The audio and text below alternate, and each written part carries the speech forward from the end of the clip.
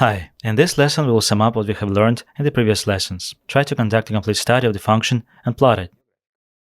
Let's take a look at an example. Let's try to examine the function. Y is equal to 2x minus 1 divided by x minus 1 squared. Let's carry out its full study and plot the graph.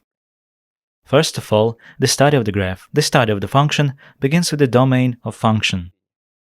Let me remind you, the domain of the function is the set of all permissible values of the argument. That is, what values can x take? It's very simple in this case. X cannot be equal to 1, otherwise the denominator will be 0. So the domain of the function will be any number except 1, from minus infinity to 1, from 1 to plus infinity. Point 1 will be the breaking point. The second point of the study will be the research of the behavior of the function near the break point. How exactly do we explore this break? We consider the limit with x tends to the breaking point to 1, but from two sides, left and right, plus 0 or minus 0. Let's start with plus 0. That is, we need to examine the function 2x minus 1 divided by x minus 1 squared. What would it tend to if x tends to 1 plus 0, that is, to 1 on the right? 1 plus 0 is a little more than 1. So this expression above, it will be a little more than 1. In the same way, we have a positive number above. We get 1 plus 0 minus 1 below. It will be 0 squared. That is, we divide some number by 0 squared. 0 is meant as a very small number. If we divide a number by a very small positive number, then we get plus infinity. That is, when tending to 1 on the right, the graph of our function will rush to plus infinity. By the way, it is easy to see that in this case, if we tend from the minus side, that is 1 minus 0, then we will also have plus infinity, because there will be minus 0 in parentheses, but it will still be plus 0 in square. As a result, we divide some positive number by a very small positive number again, and this will be plus infinity. We examined the behavior near breakpoints. By the way, when the limit is similar, goes to plus infinity, then such a breakpoint is called a discontinuity point of the second kind. Third point of our study, we examined parity, odd parity, periodicity. In order to examine the parity, we need to take a look at the domain of the function. The domain of function must be symmetric to sets around 0. And only in this case it makes sense to examine for parity and odd parity. In our case, the domain of function is not symmetrical, because we have 1 punctured, and minus 1 belong to the domain. Therefore, studying for parity and odd parity doesn't make sense. The function will be neither even nor odd. But if our domain would be symmetrical, then we would examine for parity and odd parity by substituting minus x instead of x. And if this minus wouldn't affect anything, then the function would become even. If this minus would affect something, then the function would be odd. So our function is not even, is not odd. Periodicity. Periodic functions are usually trigonometric functions, sine, cosine, tangent, cotangent. In our case, this is a rational function. There is no talk of periodicity here, so our function is not periodic. The fourth point. We should examine our function for extremum and increase. We need a derivative for this. Let's calculate it. We will consider the derivative as u by v. Then we will have x minus 1 below, squared and squared again. This is the fourth power. U prime, it will be 2 by v by x minus 1 squared minus uv prime, 2x minus 1. And v prime, it will be 2 times x minus 1. Let's simplify it a bit. Namely, we can take out minus 1 here and reduce it with the denominator. Then it will go away. There will be the first degree. There will be the third degree. As a result, we get x minus 1 cubed below. Let's calculate what we will get on top. First, x's. We have 2x here. We have 2x times 2 here. 4 with a minus sign. That is minus 4x. 2x minus 4x. That's 2x. Counting numbers. Here we have minus 2. Here we have minus plus 2 minus 2 plus 2, that will be 0. So the derivative is minus 2x divided by x minus 1 cubed. We equate this derivative to 0. finding roots and critical points. 0 point will be the roots. And the derivative doesn't exist at point 1, so we puncture it. Define signs. Here we have plus in front of x and minus here, so the rightmost one will be a minus. Then the signs alternate. Minus, plus, minus. Function decreases where the negative derivative is, where positive increases. Negative again. Decreases. Then it is obvious that the 0 point is the minimum point, because the function decreased before it and then increased. That is, x minimum is 0. It makes sense to calculate the corresponding y minimum right now. In order to calculate, we simply substitute this 0 into the function itself. We get minus 1 from top, 1 from the bottom. Minus 1 in total. Point 1 will not be the maximum point because it is out of domain. So we examine the function for monotony and extremum, the fifth point. We must examine the function for convexity and concavity. In order to examine it for convexity, we need to get a second derivative. Let's calculate it. Second derivative. Let me remind you that our first derivative was minus 2x by x minus 1 cubed. The second derivative is considered similarly. Now it will already be x minus 1 to the 6th power. There it will be minus 2, x minus 1 cubed. Minus, well, we have minus 2x there, which means there will be plus 2x. X minus 1 squared now times 3.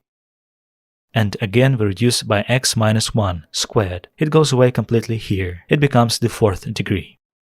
Let's convert it. There will be x minus 1 to the 4th power at the bottom. Let's calculate.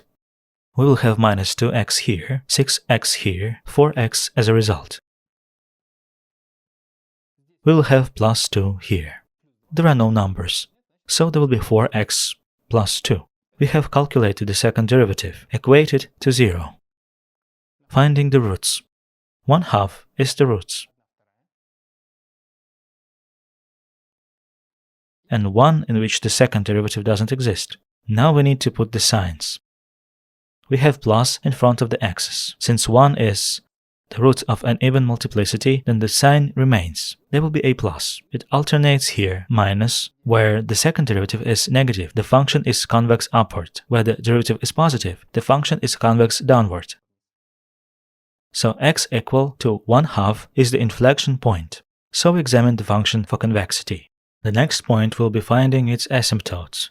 Line's asymptotes. Let me remind you that the function y is equal to kx plus b. We need to determine the coefficients k and b. Let me remind you that the coefficient k is calculated as a limit, with x tending to infinity. Plus or minus or both separately. From our function divided by x. That is, there will be 2x minus 1 divided by x minus 1 squared and divided by x again. It is easy to calculate that this limit will be equal to 0. Now we need to find the coefficient b. The coefficient b can be found as x tends to infinity from our function minus the number k, which we found, multiplied by x. Well, in our case, it is 0. It won't affect an answer. The limit of this function with x tending to infinity is equal to 0, of course. In total, we have both coefficients k and b equal to 0. That is, y is equal to 0. A horizontal line will be in this case an oblique asymptote. In this case, it will be horizontal. Y equal to 0 is OX. That is, our function x tends to infinity will gradually approach the axis OX. And the last 7th point will be the following. Find some checkpoints. As a rule, first we need to find a point at x equal to 0. But we have already calculated x equal to 0. This is point 0, minus 1. We can also consider when y is equal to 0. What will x be equal to? That is, we must equate this function to 0 and solve this equation. But it will be quite simple. X will be equal to 1/2.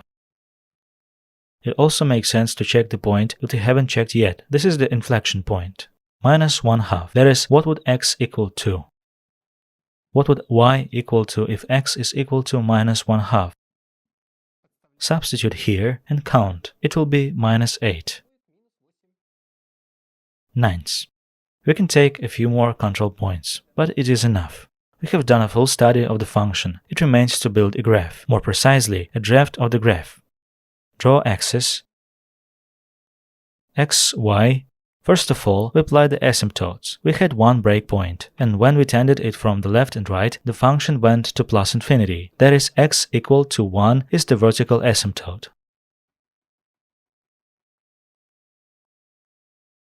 Let's mark some points through which our function passed. First of all, this is the minimum point, with x coordinates 0, y minus 1. This is approximately here. Since this is a minimum point, then the function will decrease approaching it, and will increase starting after it. This is how the function will behave near this point. We also mark the point x equal to 1/2, y equal to 0. This is the only point where y is equal to 0. That is the only point at which our graph crosses the OX axis, this point. So the function will go from here to this point. Now, if we have x tends to 1 to the left, that is from this side, the function goes to plus infinity. So our function will grow like this. We need to mark the inflection point as well. -1 second, -8/9. It's somewhere here. This is the inflection point. If the function is convex downwards on this section, then after it on the left, the function will be convex upwards. Something like this. So if we tend to 1 on the right, then the function also goes to plus infinity. That is, the function will behave as follows from this side.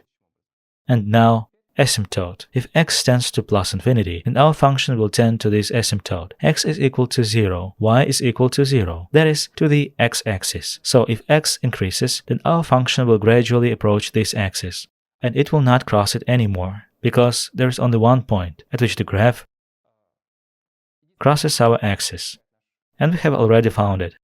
So this branch will look like this. And similarly, on the left, if x tends to -infinity, then our graph will also tend to y equal to 0, that is, to this axis, and it will also not cross this axis anymore. So this curve here will be the draft of the graph. Y is equal to 2x minus 1 divided by x minus 1 squared. Some points of the study may differ, but in general we have talked over the main points. Sometimes we add the 8th point to the study, namely the range of the function. That is how the y value changes according to this function. We can determine the range of values from our graph. We see that the minimum value for y is this point. It is point -1. It means that range of values from -1.